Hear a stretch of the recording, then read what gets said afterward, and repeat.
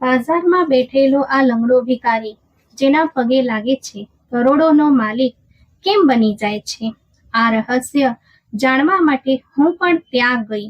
મને લાગ્યું કે તે મારા પગે લાગશે, પણ જ્યારે તેણે દરવાજો ખોલ્યો ત્યારે મારો જીવ નીકળી ગયો. હું કહું છું કે દરવાજો ખોલ, શરાફતથી દરવાજો ખોલ, નહીંતર આજે હું તારા મા દીકરીની બંનેનો સામાન રસ્તા પર ફેંકી દઈશ.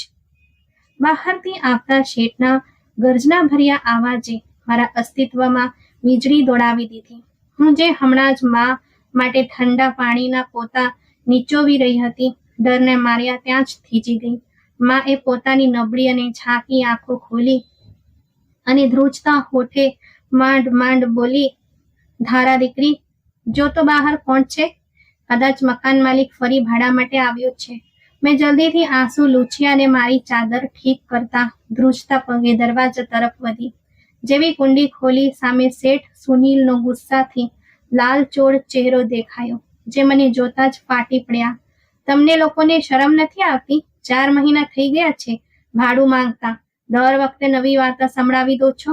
આજે મને પૈસા જોઈએ, નહીતર અત્યારે જ ઘર ખાલી કરો. મેં લાચારીથી હાથ જોડ્યા અને રડમસ આવાજે કહ્યું, શેઠ સાહેબ, ભગવાનના ખાતર થોડા દિવસની મહેલત આપો. મા બહુ બીમાર છે, ઘરમાં ખાવાના ફાંફા છે.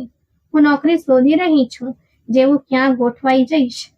હું તમારા એક રૂપિયો ચૂકવી દઈશ. શેઠે તિરસ્કારથી મને માથાથી પગ સુધી જોઈ અને કડવા અવાજે બોલ્યા, આ નાટક કોઈ બીજાને સંભળાવજે. મેડમ, તમારી આ ગરીબી અને બીમારીની વાર્તાઓ સાંભળીને મારા કાન પાકી ગયા છે. મને કાલે સવાર સુધીમાં ભાડું ટેબલ પર જોઈએ, નહીતર પોલીસ લઈને આવીશ અને ધક્કા મારીને બહાર કાઢીશ. આટલું કહીને તેમણે જોરથી દરવાજો બંધ કર્યો. દિવાલો હલી ગઈ. હું ત્યાં જ ઉંમરે બેસી ગઈ અને ઘૂંટણમાં માથું નાખી ડૂસકા લેવા લાગી. મારું નામ ધારા છે અને હું મારી વિધવા માની એકમાત્ર દીકરી છું. પિતાના અવસાન પછી અમારી જિંદગી ખુશીઓથી વંચિત થઈ ગઈ હતી. તેઓ ગયા જાણે અમારા માથા પરથી છત છીનવાઈ ગઈ. માએ લોકોના કપડાં સીવીને મને પાડી, પોતે ભૂખી રહી પણ મને કોળિયો ખવડાવ્યો. પરંતુ હવે સંજોગોએ એવી પલટી મારી હતી કે અમે દાણે દાણે મોતાદ થઈ ગયા હતા. માની આંખો સતત જાગવા અને ઝીણું કામ કરવાને કારણે જવાબ આપી ચૂકી હતી. હવે તેમને ધૂળડું દેખાતું હતું અને તેઓ અવારનવાર દિવાલો ફંફોસીને ચાલતા હતા. ઘરમાં ઉપવાસ સુધીની નોબત આવી ગઈ હતી. મેં મારો અભ્યાસ અધૂરો છોડ્યો, કારણ કે પેટની આગ ઓલવી પુસ્તકોની ભૂખ કરતાં વધુ જરૂરી બની ગઈ હતી. હું રોજ સવારે ઘરેથી નીકળતી અને સાંજ સુધી શહેરની ખાક છાણતી, પણ દરેક જગ્યાએથી જાકારો જ મળતો.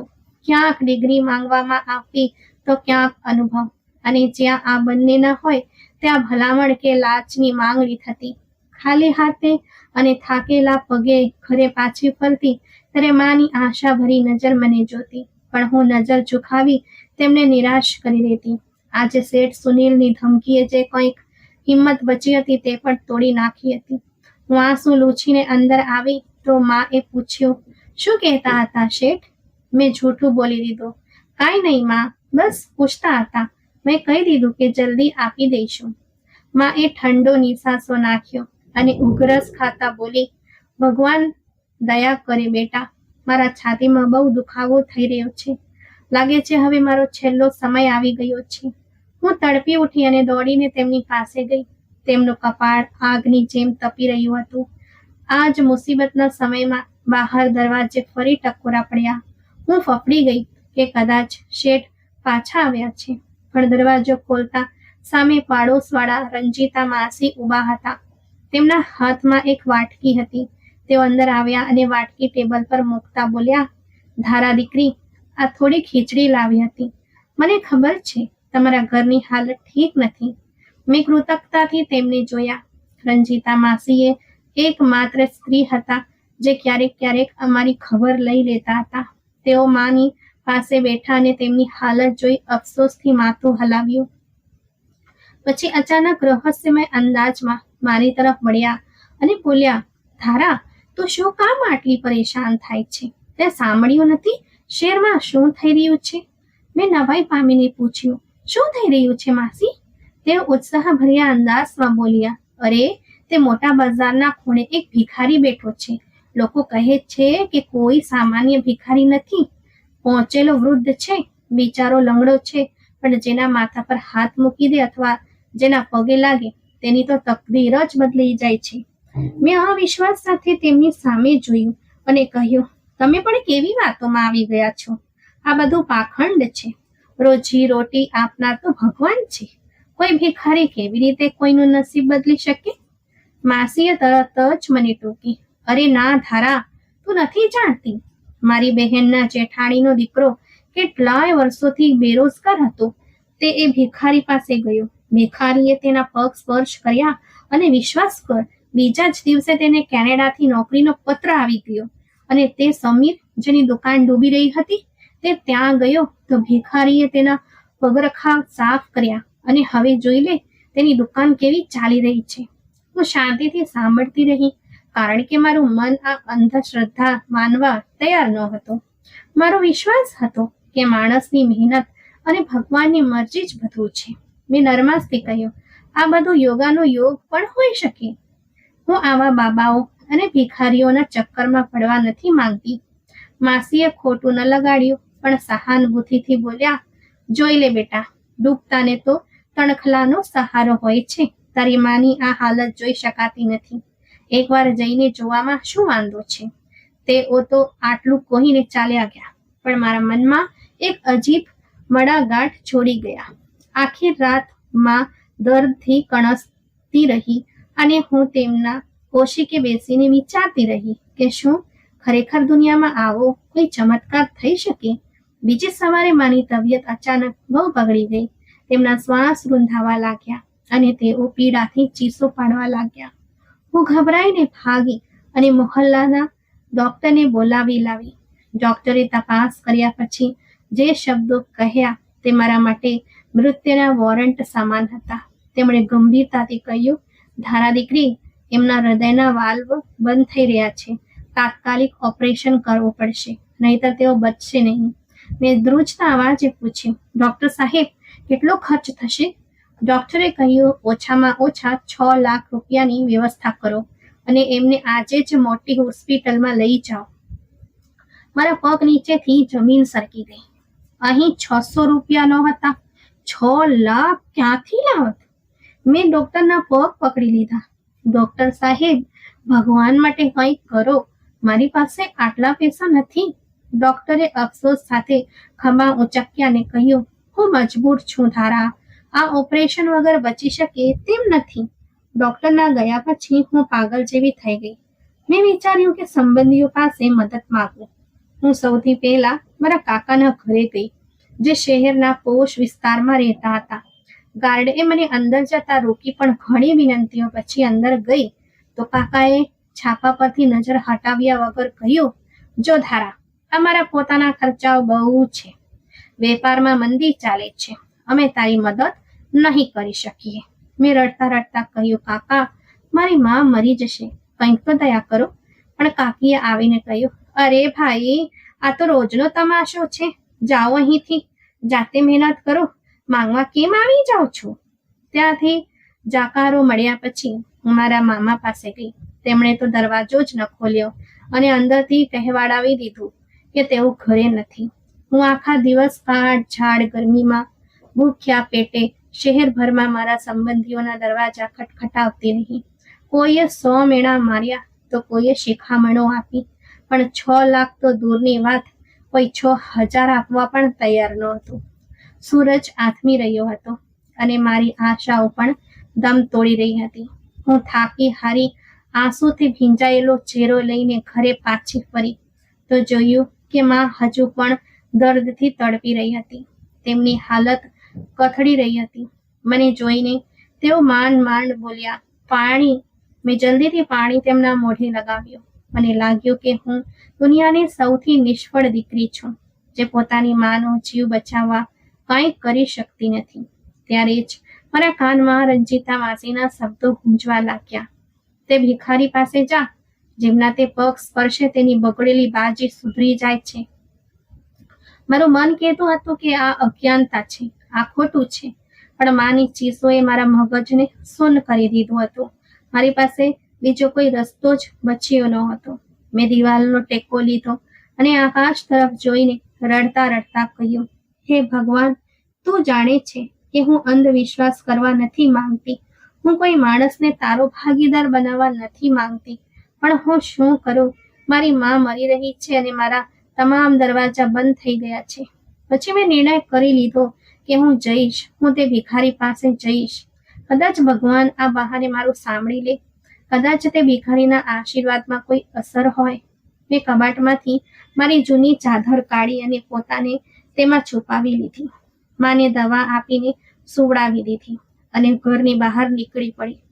મારા ઢગલા ભારે હતા અને દિલ ડરથી ધબકી રહ્યું હતું.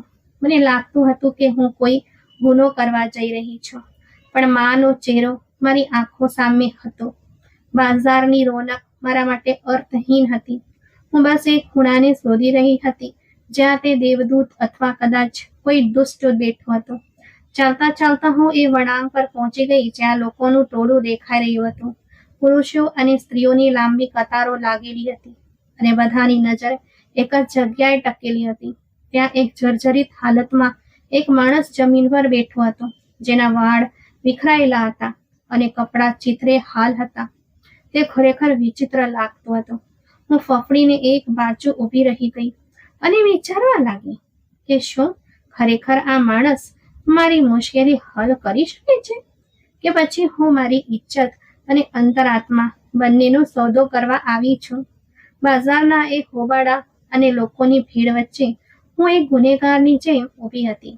મારું દિલ છાતીમાં કોઈ હથોડાની જેમ ધબકી રહ્યું હતું અને કપાળ પર પરસેવાના ટીપા દેખાઈ રહ્યા હતા. મેં ક્યારેય વિચાર્યું પણ નહોતું કે જિંદગી મને એવા વળાંક પર લઈ આવશે જ્યાં મારે મારી માના શ્વાસ ચાલુ રાખવા માટે અંધશ્રદ્ધા અને આસ્થાના આ બાજારમાં ઊભું રહેવું પડશે. સામેનું દૃશ્ય કોઈ પણ સમજદાર માણસ માટે અવિશ્વસનીય હતું. લોકોનું એક મોટું ટોળું હતું જે પાગલની જેમ એકબીજા પર પડી રહ્યું હતું. દરેક વ્યક્તિ બસ એ લંગડા ભિખારી સુધી પહોંચવા માંગતી હતી, જે સામે જમીન પર ધૂળ માટીમાં લપેટાયેલો માથું ઝુકાવીને બેઠો હતો. તેની આસપાસ એક અજીબ સુરક્ષા કવચ જેવું હતું.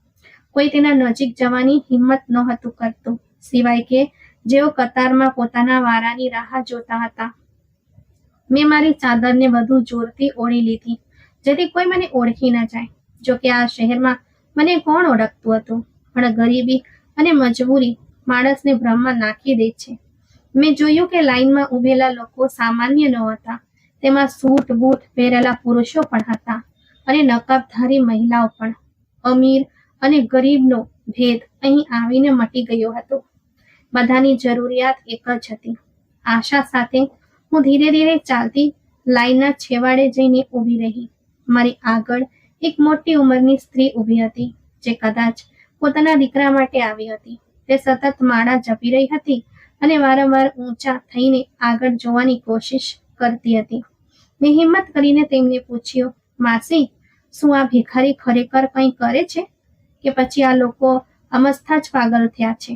તે સ્ત્રીએ મારી સામે એવી રીતે જોયું જાણે મેં કોઈ ખોટું મોટું પાપ કર્યું હોય. પછી ધીમેથી બોલી, અરે દીકરી, ધીરે બોલ, બાબાજી સાંભળી જશે તો નારાજ થઈ જશે.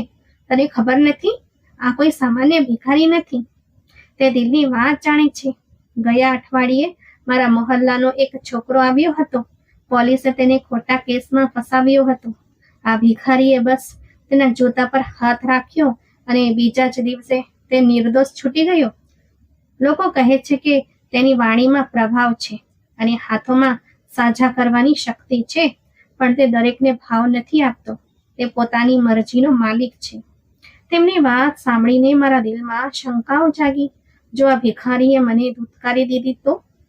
જો તેણે મારી તરફ જોયું પણ નહીં તો હું શું કરીશ? મારી ખિસ્સા તો ખાલી છે. મારી પાસે તેને આપવા માટે કોઈ ભેટ પણ નથી. બસ આંખોમાં આંસુ અને દિલમાં માની તંદુરસ્તીની પ્રાર્થના છે. શું આ પૂરતું હશે? હું આ જ વિચારોમાં ખોવાયેલી હતી કે અચાનક આગળથી આવાજ આવ્યો. મેં પંજા પર ઊંચા થઈને જોયું. એક સુખી સંપન્ન માણસ, જેના પહેરવેશ પરથી લાગતું હતું કે તે કોઈ મોટો શેઠ છે, ભિખારી સામે ઝૂક્યો અને પોતાનું મોંઘું પર્સ કાઢીને તેના ચરણોમાં રાખવા લાગ્યો. ભિખારીએ માથું ઉંચક્યા વગર જ હાથના ઈશારાથી પર્સને દૂર ધકેલી દીધું અને મોઢું બીજી તરફ ફેરવી લીધું. શેઠે કરગરીને કંઈક કહ્યું, પણ ભિખારીએ એક ના સાંભળી અને તેને હાથના ઈશારાથી જવાનો હુકમ કર્યો. શેઠ નિરાશ થઈને માથું ઝુકાવીને ત્યાંથી ચાલ્યા ગયા. આ દ્રશ્ય જોઈને મારો ફાડ પડ્યો. જો તેણે આટલા મોટા માણસને ઠુકરાવી દીધો, જાણે નોટોની ઠોકરી તેના ચરણોમાં ધરી હતી, તો મારા જેવી કંગાળ છોકરીની શું વિસાત? મારી પાસે તો આપવા માટે ફૂટી કોડી પણ નથી. હું તો પોતે ભિખારી બનીને આવી છું. મારો ડર વધતો જ જતો હતો, પણ માનો પીળો પડી ગયેલો ચહેરો અને ડોક્ટરના એ શબ્દો, 6 લાખ રૂપિયા, મને ત્યાંથી ભાગવા દેતા નહોતા. તડકો તેજ થઈ રહ્યો હતો અને હું સવારથી ભૂખી તરસી ઊભી હતી. ચક્કર આવવા લાગ્યા હતા, પણ મેં દિવાલનો સહારો લઈ લીધો.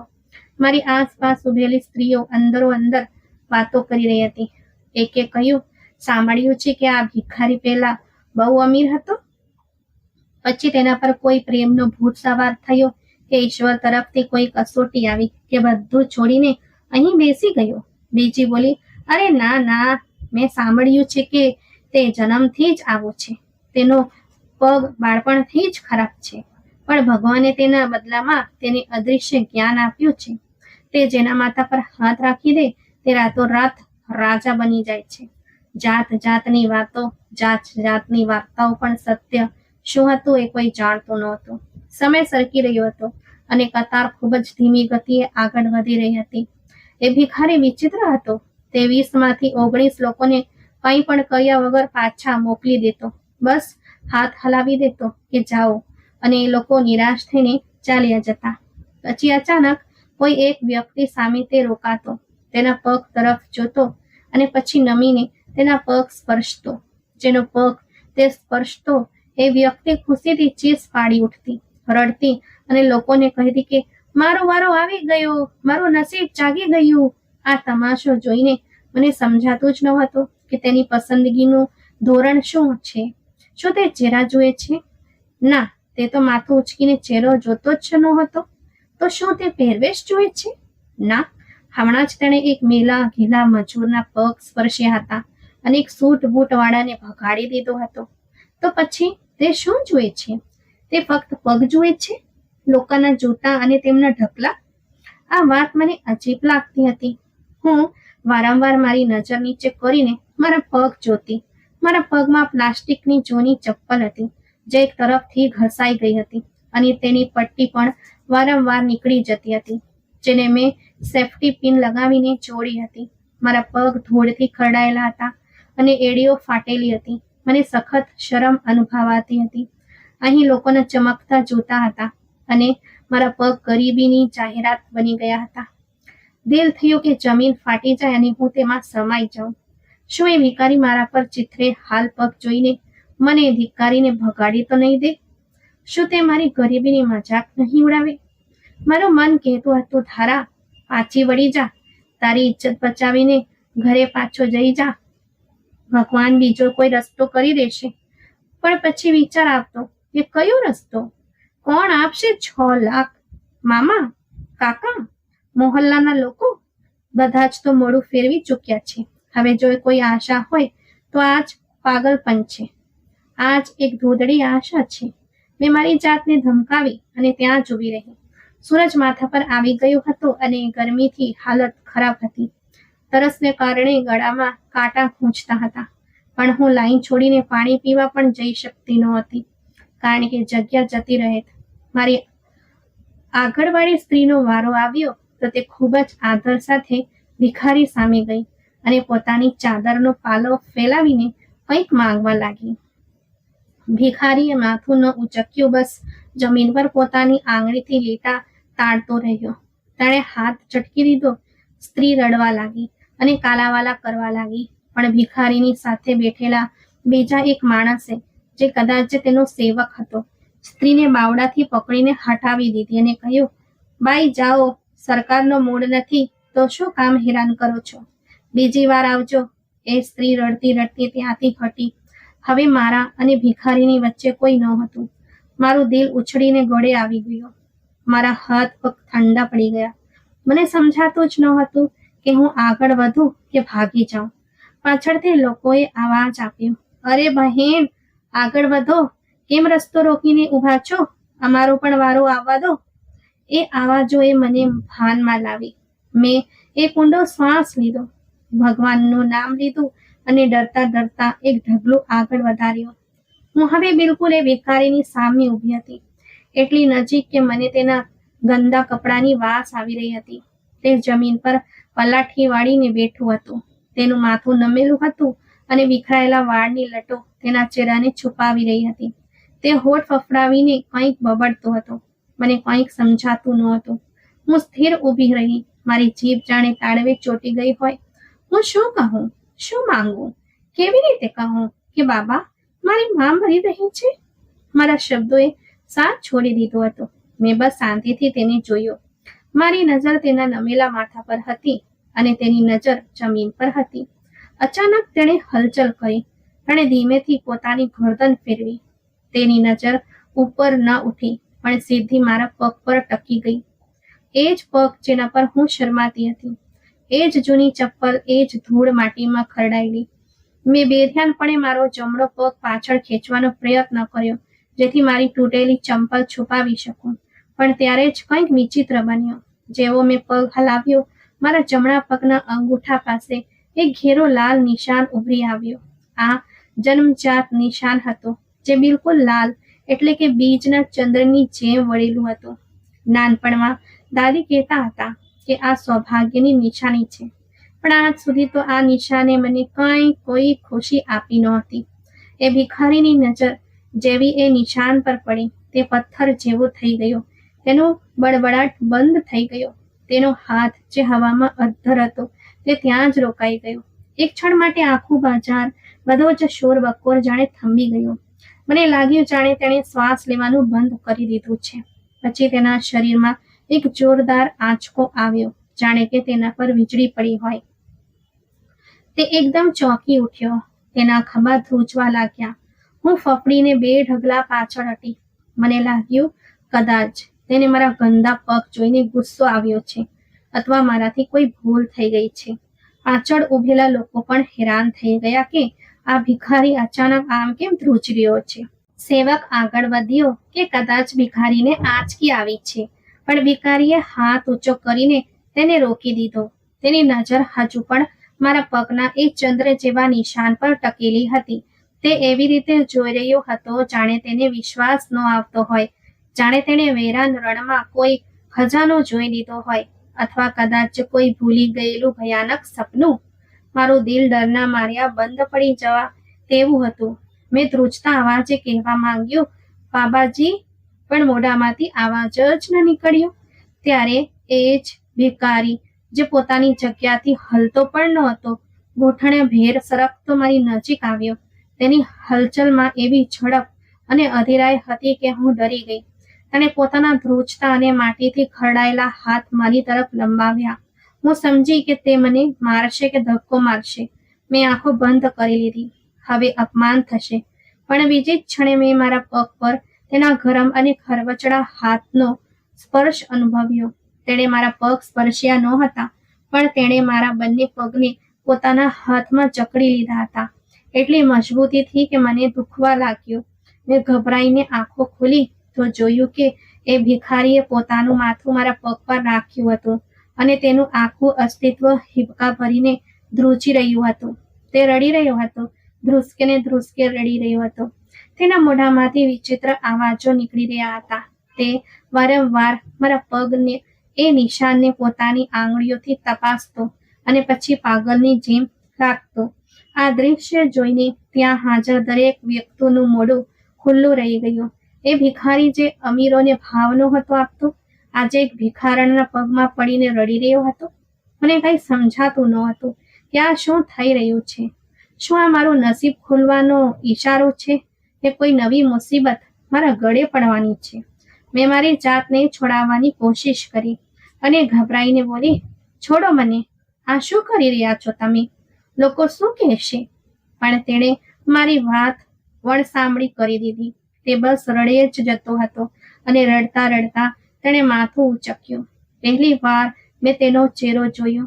તેની આંખો લાલ અંગારા જેવી હતી. ચહેરા પર કરચલીઓની ઝાડ હતી અને દાઢી આંસુઓથી ભીંજાઈ ગઈ હતી. પણ એ આંખોમાં જે ભાવ હતો તે પાગલપણનો ન હતો, તે ઓળખનો હતો. તે એવી તડપનો હતો જેને હું વર્ણવી શકતી નથી. તેણે ધ્રુજતા હોઠે તૂટેલા અવાજમાં જે શબ્દો કહ્યા, તેણે મારા પગ નીચેથી જમીન સરકાવી દીધી. તેણે મારા ચહેરા તરફ જોયું અને એક એવી ચીસ પાડી કે મારું હૃદય થંભી ગયું. તે બોલ્યો, હે ભગવાન, તારો આભાર છે. મળી ગઈ, મારી નિશાની મળી ગઈ, મારી દીકરી મળી ગઈ. મેં ગભરાઈને મારા પગ પાછળ ખેંચવાની પૂરી કોશિશ કરી અને ફાટેલા આવાજે બૂમ પાડી, છોડો મને, આ શું કરી રહ્યા છો તમે? ભગવાનના ખાતર મારા પગ છોડી દો. લોકો શું કહેશે? શું તમાશો બનાવી રહ્યા છો મારો? પણ તેની પકડ એટલી મજબૂત હતી કે હું મારી જાતને છોડાવી જ નહોતી શકતી. તેણે પોતાનું માથું ઊંચક્યું નહીં. તે બસ મારા પગમાં પડ્યો પડ્યો રડતો રહ્યો. ત્યારે જ ટોળાના શોરમાં મને તેનો એક તૂટેલો અને હિપકામાં દબાયેલો આવાજ સંભળાયો. જેણે મારા પગ નીચેથી જમીન કાઢી નાખી. તે સતત એક જ વાત બોલી રહ્યો હતો, મળી ગઈ મારી દીકરી, મને મારી દીકરી મળી ગઈ. હે ભગવાન, તારો લાખ લાખ આભાર છે કે તે મારું સાંભળી લીધું. હું સ્તબ્ધ રહી ગઈ. મારું મગજ જાણે શૂન્ય થઈ ગયું હતું. આ પાગલ માણસ શું બકવાસ કરી રહ્યો હતો? હું તો તેને જાણતી પણ ન હતી અને તે મને પોતાની દીકરી કહી રહ્યો હતો. આસપાસ ઉભેલા લોકોમાં પણ ગણગણાટ શરૂ થઈ ગયો હતો. કોઈ કહેતું હતું કે કદાચ આ ગરીબ છોકરી પર બાબાજીની કોઈ ખાસ કૃપા થઈ ગઈ છે, તો કોઈ કહેતું હતું કે બાબાજીનું મગજ ચસકી ગયું છે. મને સખત ગુસ્સો અને શરમ અનુભવાતી હતી. મેં મારી પૂરી તાકાત ભેગી કરી અને એક જોરદાર ઝાટકો આપીને પોતાની જાતને તેની પકડમાંથી આઝાદ કરી અને ઝડપથી પાછળ હટી ગઈ. મારા આ અચાનક ઝાટકાથી તે બિચારો ત્યાં જ આછી જમીન પર પડી ગયો. પણ તેણે પડતાની સાથે જ ફરીથી મારી તરફ પોતાના ધ્રુજતા હાથ લંબાવ્યા અને એવા હૃદયદ્રાવક આવાજે પોકાર્યું કે, ના જઈશ થારા, ભગવાન માટે ના જઈશ મને છોડીને. તેના મોઢામાંથી પોતાનું નામ સાંભળીને મારા પગ જાણે જમીનમાં જળકાઈ ગયા અને મારા શરીરમાં એક વિચિત્ર ધ્રુજારી દોડી ગઈ. મેં ઊભી રહીને હેરાન ગતિ અને ડર સાથે પાછા વળીને તેને જોયો. તે માટીમાં લથપથ પડેલો હતો. તેના ફાટેલા તૂટેલા કપડાં ધૂળથી ખરડાયેલા હતા અને તેની આંખોમાં એક અજીબ ભાવ અને જીવલેણ તડપ હતી કે મારું ગુસ્સાથી ભરેલું દિલ પણ એક ક્ષણ માટે ધ્રુજી ઉઠ્યું. મેં માંડ માંડ ધ્રુજતા અવાજ પર કાબુ મેળવતા તેને પૂછ્યું, તમે મારું નામ કેવી રીતે જાણો છો? કોણ છો તમે અને આ શું ડ્રામા કરી રહ્યા છો? તે મારી વાત સાંભળીને માંડ માંડ પોતાના નબળા અને ધ્રુજતા હાથોનો સહારો લઈને જમીન પરથી ઊભો થયો અને હાંફતા હાંફતા પોતાના ઢગલાના એક અત્યંત જર્જરિત અને ફાટેલા ગજવામાં હાથ નાખ્યો. તેણે ત્યાંથી એક ખૂબ જ જૂની વળેલી અને પીળી પડી ગયેલી તસવીર કાઢી અને પોતાના ધ્રુજતા હાથે મારી તરફ લંબાવી. મેં ડરતા ડરતા અને અત્યંત ખચકાટ સાથે એ તસવીર તેના હાથમાંથી લીધી. જેવી મારી નજર એ તસવીર પર પડી, મારી આંખો આશ્ચર્યથી પહોળી થઈ ગઈ અને મારા હોઠ સુખાઈ ગયા. એ મારા બાળપણની તસવીર હતી, જેમાં હું સુંદર ડ્રેસ પહેરીને ઊભી હતી અને મારા ખુલ્લા પગનું તે જન્મજાત ચંદ્ર જેવો લાલ નિશાન એ તસવીરમાં બિલકુલ સાફ અને સ્પષ્ટ દેખાઈ રહ્યો હતો. હું હજુ આ ભયાનક આઘાતમાંથી બહાર પણ નહોતી આવી અને મારા મનમાં હજારો સવાલ ઘૂમી રહ્યા હતા. ત્યાં જ મેં ચીસ પાડીને તેને પૂછ્યું, આ તસવીર તમારી પાસે ક્યાંથી આવી? તમને આ કોણે આપી છે? તેણે પોતાના આંસુ લૂછ્યા વગર જ ડોસકા ભરતા કહ્યું, હું તારો બાપ છું ધારા. હું તારો એ જ બદનસીબ અને ગુનેગાર બાપ ભાવેશ માયા વંશી છું, જેને તું. તેના આ શબ્દો સાંભળતા જ હું પથ્થરની મૂર્તિ બની ગઈ. મને લાગ્યું જાણે કોઈ મારા કાનમાં પીગળેલું કાચ રેડી દીધું હોય. મારા બાપુજી તો વર્ષો પહેલા ગુજરી ગયા હતા. મારી માએ તો મને બાળપણથી જ એવું જણાવ્યું હતું કે તેઓ એક ભયાનક અકસ્માતમાં અવસાન પામ્યા હતા જ્યારે હું બહુ નાની હતી. મેં આજ સુધી આ વાતને સાચ માન્યું હતું. મેં અત્યંત ગુસ્સા અને નફરતથી તેની તરફ જોતા કહ્યું, તમે જૂઠું બોલી રહ્યા છો. મારા બાપુજી મરી ગયા છે અને તમે કોઈ બહુ મોટા ઠગ છો જે મારી મજબૂરી અને ગરીબીનો ફાયદો ઉઠાવવા માંગો છો. મારી માં મારી સાથે ક્યારેય જૂઠું નથી બોલતી. તેમણે મને પાળી પોષીને મોટી કરી છે અને મને તેમની દરેક વાત પર વિશ્વાસ છે. તે માણસ પોતાના બંને હાથ જોડીને કરગરતા રડતા બોલ્યો, ના મારી દીકરી, તારી માએ તારી સાથે જૂઠું બોલ્યું હતું અને તે પોતાની જગ્યાએ બિલકુલ સાચી હતી. તેણે આ બધું એટલા માટે કર્યું જેથી તારે એવા નિર્દયી, ક્રૂર અને પથ્થરદિલ બાપનું નામ લેવું ન પડે, જેણે સંપત્તિના નશામાં આંધળા થઈને પોતાની નિર્દોષ પત્ની અને ફૂલ જેવી દીકરીને રાતના અંધારામાં ધક્કા મારીને ઘરની બહાર કાઢી મૂક્યા હતા. મને યાદ આવ્યું, મારી માં ક્યારેક બાપુજીનો ઉલ્લેખ કરતા અચાનક શાંત થઈ જતી હતી અને તેમની આંખોમાં એક અજીબ ડર અને દુઃખ ઉતરી આવતા હતા. પરંતુ તેમણે હંમેશા કડકાઈથી એવું જ કહ્યું હતું કે તે મરી ગયા છે અને આપણે તેમના વિશે વાત ન કરવી જોઈએ. તે માણસ હિપકા ભરતા સતત બોલી રહ્યું હતું, હા ધારા, મેં જ તમારા બંનેને ઘરની બહાર કાઢ્યા હતા કારણ કે મારી વિચારધારા અત્યંત હલકી હતી.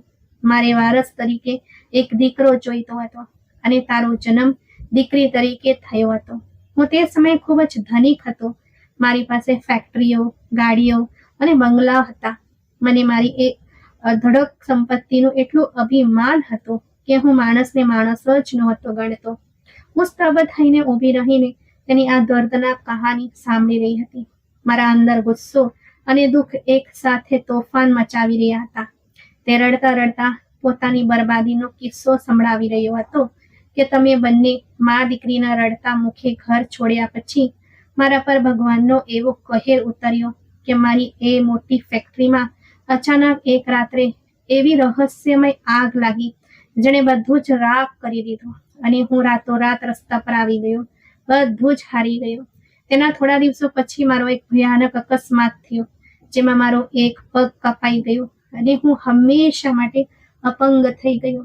હોસ્પિટલના એ પલંગ પર લાચારીની હાલતમાં પડ્યા ત્યારે મને અહેસાસ થયો કે ભગવાને મને મારા અહંકાર, મારી ક્રૂરતા અને એક મજબૂર પત્ની અને નિર્દોષ દીકરીની હાય લેવાની કેવી દર્દનાક અને બોધદાયક સજા આપી છે. મેં હોસ્પિટલમાંથી બહાર નીકળ્યા પછી પાગલની જેમ તને અને તારી માને હું એ દરેક જગ્યાએ ગયો જ્યાં તમે હોઈ શકતા હતા, પણ તમે મને ક્યાંય ન મળ્યા. હું દ્વારે દ્વારે ભટક્યો, ભૂખ્યો, તરસ્યો રસ્તાઓ પર અને પછી હારી થાકીને મારી અપંગતાને કારણે આ બજારના ખૂણામાં આવીને બેસી ગયો કારણ કે હું હવે હરી ફરીને કામ કરી શકતો ન હતો અને મારી પાસે જીવિત રહેવાનો બીજો કોઈ રસ્તો બચ્યો ન હતો. આ બધું સાંભળીને મારું મગજ ખરાબ રીતે ચક્રાવે ચડ્યું હતું. મેં અત્યંત મૂંઝવણ અને આ વિશ્વાસ સાથે તેને પૂછ્યું, જો તમે ખરેખર મારા પિતા હો અને આ બધું સાચું હોય તો તમે અહીં બેસીને લોકોના પગ કેમ સ્પર્શો છો? અને જે લોકો તમારી પાસે આવે છે તે અચાનક આટલા અમીર કેવી રીતે થઈ જાય છે? શું આ પણ તમારો કોઈ નવો ફ્રોડ છે જેનાથી તમે લોકોને મૂર્ખ બનાવી રહ્યા છો? તેણે પોતાની મેલી બાંયથી આંસુ લૂછતા અત્યંત નમ્રતા અને શરમ સાથે જવાબ આપ્યો, દીકરી, આ બધું આ લોકોની પોતાની બનાવેલી ખોટી વાર્તાઓ અને અંધશ્રદ્ધા છે. મારે કોઈ ચમત્કાર કે જાદુ સાથે કોઈ લેવા દેવા નથી. હું તો અહીં ધૂળમાં બેસીને દરેક આવતી બાળકી અને સ્ત્રીના પગ ફક્ત એ ધૂંધળી આશાએ સાથે જોતો હતો કે કદાચ કોઈ દિવસ મને તે ચંદ્ર જેવો નિશાન જોવા મળી જાય જે તારા પગ પર જન્મજાત હતો અને જેને મેં બાળપણમાં જોયું હતું. હું ફક્ત મારી દીકરીની શોધમાં લોકોના કદમોની ધૂળ ફંફોસતો હતો અને આ દરમિયાન જેના પગ પર મને થોડી પણ શંકા જતી અથવા ભીડમાં કોઈ મને ખૂબ જ મજબૂર, લાચાર અને દુઃખી લાગતું તો હું મારા તૂટેલા દિલની ઊંડાઈથી રડી રડીને તેના માટે ભગવાનને પ્રાર્થના કરતો કે ભગવાન, હું તો એક ગુનેગાર માણસ છું, પણ આ બધાની મુશ્કેલ સરળ કરી દે. મેં આજ સુધી કોઈની પાસેથી કોઈ ભેટ કે પૈસા લીધા નથી, કારણ કે મારી પાસે તો ઘણીવાર ખાવા માટે પણ કશું હોતું નથી.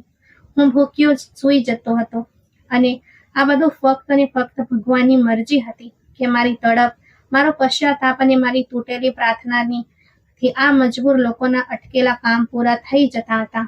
અને તેઓ પોતાની અજ્ઞાનતામાં એવું સમજતા હતા કે હું કોઈ ચમત્કારી પહોંચેલો વૃદ્ધ છું. મારો ચમત્કાર મારા હાથમાં નહોતો, પણ મારા એક તૂટેલા દિલની સાચી પોકારમાં હતો, જે હું રોજ તારા અને તારી મા માટે મારા ભગવાનને કરતો હતો કે તે મને તમારાથી મેળવી દે. મારું દિલ અને મગજ જાણે લકવાગ્રસ્ત થઈ ગયા હતા. જે પિતાની હું આખી જિંદગી મૃત અને ક્રૂર સમજતી રહી, તે જીવિત હતો અને અત્યંત દયનીય અને વિખારી જેવી હાલતમાં મારી સામે ઊભો રહીને પોતાના પાપોની માફી માંગી રહ્યો હતો. તે વધુ રડવા લાગ્યો અને બોલ્યો, આજે મારી એ વર્ષોની પ્રાર્થના આખરે સ્વીકાર થઈ છે, અને મારા ભગવાને મને મૃત્યુ પહેલા મારી દીકરી બતાવી દીધી છે. ધારા દીકરી, મને ભગવાનના ખાતર માફ કરી દે. હું માનું છું કે હું બહુ મોટો ગુનેગાર છું. મેં તારા પર અને તારી મા પર બહુ જુલમ કર્યો છે. મને તારી મા પાસે લઈ ચાલ, હું તેના પગમાં પડીને માફી માંગીશ. પણ મારી પાસે તો હવે તને આપવા માટે કશું જ નથી. હું તો પોતે એક ભિખારી બની ગયો છું. હું તારી બીમારીમાં સામનો કેવી રીતે કરીશ અને તેની સારવાર માટે પૈસા ક્યાંથી લાવીશ? આ કહેતા તે પોતાની લાચારી, ગરીબી અને શરમ પર એટલો બધો રડવા લાગ્યો કે તેનો અવાજ બાજારના શોરમાં દબાવા લાગ્યો.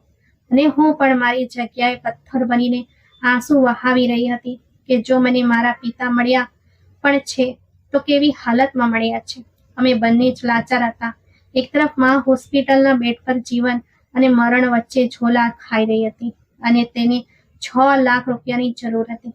અને બીજી તરફ મારા પિતા, જે મારી છેલ્લી આશા બનીને આ બજારમાં બેઠા હતા, તે પોતે મારા કરતા પણ વધુ ગરીબ અને લાચાર નીકળ્યા હતા. હવે અમારી બંનેની લાચારીનો કોઈ પાર નહોતો. બાપ દીકરી બંને એવી રીતે લાચારીથી રડી રહ્યા હતા કે જાણે અમારી દુનિયા જ ખતમ થઈ ગઈ હોય. મારી પાસે માનો જીવ બચાવવા માટે જરૂરી એ 6 લાખ રૂપિયા નહોતા, અને મારી સામે ઉભેલા એ માણસ પાસે, જેને હું આજ સુધી મૃત સમજતી હતી, મને આપવા માટે આંસુ અને પશ્ચાતાપ સિવાય બીજું કંઈ નહોતું. અચાનક એક ભારે આવાજે અમારા રડવાના ક્રમને તોડ્યો, અને કોઈ અત્યંત શ્રદ્ધાથી બોલ્યું, બાબાજી, શું તમે મને ઓળખ્યો? મેં આંસુ ભરેલી આંખોથી જોયું તો એક ખૂબ જ અમીર લાગતો માણસ હાથ જોડીને ઊભો હતો. મારા પિતાએ પોતાના આંસુ લૂછતા અત્યંત મૂંઝવણ અને ઉદાસી સાથે કહ્યું, ના દીકરા, હું નથી જાણતો તું કોણ છે અને મારી પાસે શું ઈચ્છે છે. મારા પાસે તને આપવા માટે હવે કોઈ આશીર્વાદ બાકી નથી, કારણ કે મારી તો પોતાની દુનિયા લૂંટાઈ ગઈ છે. તે માણસ ઝડપથી આગળ વધ્યો અને બોલ્યો, બાબાજી, હું એ જ માણસ છું જેના માટે તમે આજથી બરાબર 3 મહિના પહેલા આ જ જગ્યાએ બેસીને કરગરીને પ્રાર્થના કરી હતી. યાદ કરો, જ્યારે મારો બધો જ કારોબાર ડૂબી રહ્યો હતો, મારા પર કરોડોનું દેવું થઈ ગયું હતું, અને હું ખોટું પગલું ભરવા જઈ રહ્યો હતો, ત્યારે તમે મારા પગ જોઈને મને રોક્યો હતો અને મારા માટે તમારા ભગવાન પાસે ભીખ માંગી હતી. આજે તમારી એ તૂટેલી પ્રાર્થનાના પ્રતાપે મારો ડૂબતો કારોબાર માત્ર બચી જ નથી ગયો, પણ હું કરોડોમાં રમી રહ્યો છું. અને હું ત્યારથી તમને પાગલની જેમ આ બજારમાં શોધી રહ્યો છું. મારા પિતાએ અત્યંત આશ્ચર્ય અને દુઃખ સાથે તેની સામે જોતા કહ્યું, દીકરા, મેં તો કંઈ નથી કર્યું. એ તો મારા ભગવાનની કૃપા હતી, જેણે તારી મુશ્કેલી સરળ કરી. તું જા અહીંથી અને મને મારા હાલ પર રડવા દે. આજે મારી પોતાની દીકરી મારી સામે ઊભી છે, અને તેની મા હોસ્પિટલમાં મોત સામે લડી રહી છે, પણ મારી પાસે તેની સારવાર માટે ફૂટી કોડી પણ નથી. હું તો આ દુનિયાનો સૌથી નિષ્ફળ પાપ છું. તે માણસ આ સાંભળતો જ તડપી ઉઠ્યો, અને તેણે તરત જ પોતાના ખભા પર લટકતો એક ખૂબ જ ભારે થેલો ઉતાર્યો અને જબરદસ્તી મારા પિતાના ધ્રુજતા હાથોમાં પકડાવતા બોલ્યો, બાબાજી, હું સારી રીતે જાણું છું કે તમે કોઈની પાસેથી 1 રૂપિયો પણ લેતા નથી, અને તમે મને પણ એ દિવસે ખાલી હાથે પાછો કાઢ્યો હતો, પણ આજે મારા તરફથી આ ભેટ કોઈ પણ સંજોગોમાં સ્વીકારવી જ પડશે. આ મારી ખુશી છે અને કદાચ ભગવાને મને આજે એટલે જ અહીં મોકલ્યો છે જેથી હું તમારી મુશ્કેલીમાં કામ આવી શકું. આ થેલામાં એટલી રકમ છે કે તમે તમારી પત્નીની સારવાર પણ શ્રેષ્ઠ જગ્યા કરાવી શકશો અને બાકીની જિંદગી આરામથી બેસીને ખાઈ શકશો. આ કોઈ માણસનો ઉપકાર નથી, પણ ભગવાન તરફથી તમારા એ સાચા પશ્ચાતાપનું ઇનામ છે. આટલું કહીને તે માણસ એક ક્ષણ પણ રોકાયા વગર ત્યાંથી ચાલ્યો ગયો અને અમે બાપ દીકરી બંને આઘાત અને આશ્ચર્યથી ભરેલી આંખો સાથે એ ભારે થેલાને જોતા રહી ગયા. આ કોઈ સામાન્ય ઘટના નહોતી, પણ ફક્ત ને ફક્ત એ ભગવાન તરફથી આવનારી એ અદૃશ્ય મદદ હતી.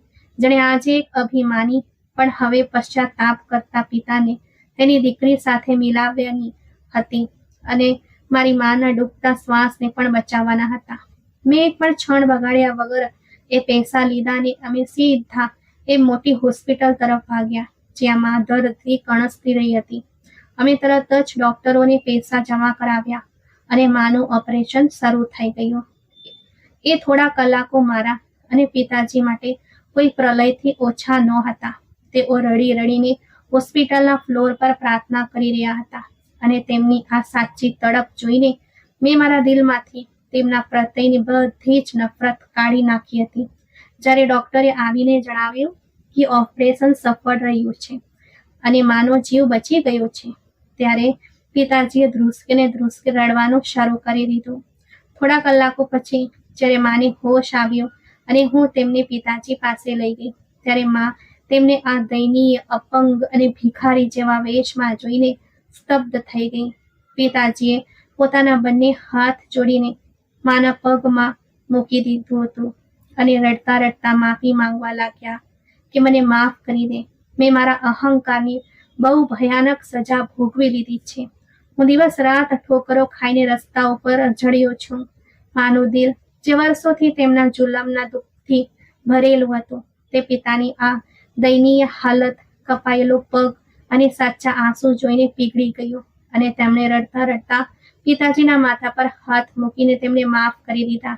પિતાજીએ રડતા રડતા અમને બંનેને જણાવ્યું કે તેઓ છેલ્લા કેટલાય વર્ષોથી દરરોજ એ બજારની ધૂળમાં બેસીને ભગવાન પાસે ફક્ત એક જ જીદ કરતા હતા કે હે ભગવાન, મારી આખી જિંદગીની ભક્તિ લઈ લે, મારો જીવ લઈ લે, પણ મરતા પહેલા બસ એકવાર મને મારી દીકરી અને પત્નીનો ચહેરો બતાવી દે, જેથી હું તેમની પાસે મારા કર્યાની માફી માંગી શકું.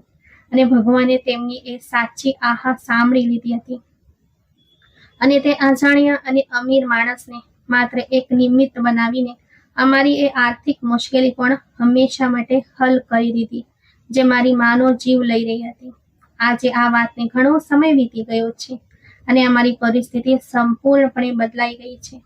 પિતાજી અમારી સાથે એ જ ઘરમાં રહે છે અને તેઓ હવે બાજારોમાં બેસીને ભીખ નથી માંગતા, પણ આખો દિવસ મંદિરના ખૂણે બેસીને શાંતિથી ભગવાનનું સ્મરણ કરતા રહે છે અને પોતાના પાપોની માફી માંગી છે.